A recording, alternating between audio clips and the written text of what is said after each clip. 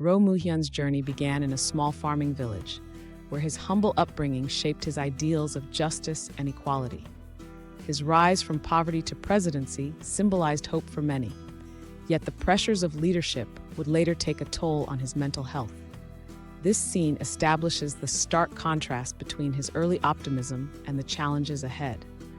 As president, Roh faced immense political opposition and public scrutiny. His reformist policies alienated powerful factions, leading to isolation. Behind the scenes, stress manifested as insomnia and fatigue, early signs of depression.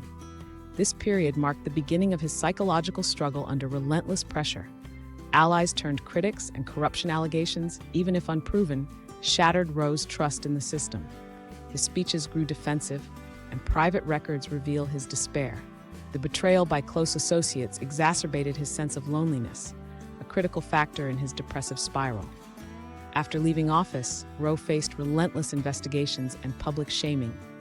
The legal battles drained him emotionally. Photographs from this time show a gaunt, weary man, far from the energetic leader he once was. The loss of status and purpose deepened his depression. In his final years, Roh exhibited classic depression symptoms: withdrawal from social circles, loss of interest in hobbies, and expressions of guilt. Friends noted his fixation on past failures. These behaviors, now recognized as red flags, were overlooked amid the political noise. Korean society's stigma around mental illness prevented Roh from seeking professional help. His diary entries reveal shame about his emotional state, fearing it would be seen as weakness. This cultural barrier left him without critical support, a tragic gap in his care.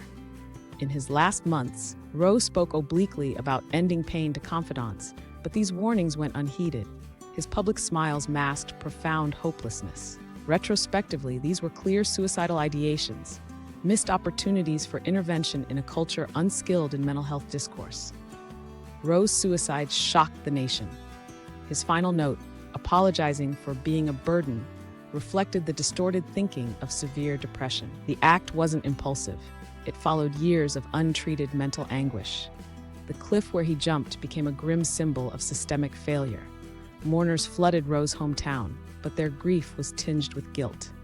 Media retrospectives dissected his depression symptoms, now glaringly obvious. The tragedy forced a national conversation about the psychological toll of public life and the cost of neglecting mental health. Roh's death became a catalyst for South Korea's mental health awareness movement. His story underscores that even the strongest need support. Today, his legacy lives on in reduced stigma and better resources, a small solace for a preventable tragedy. The takeaway is clear: vigilance saves lives.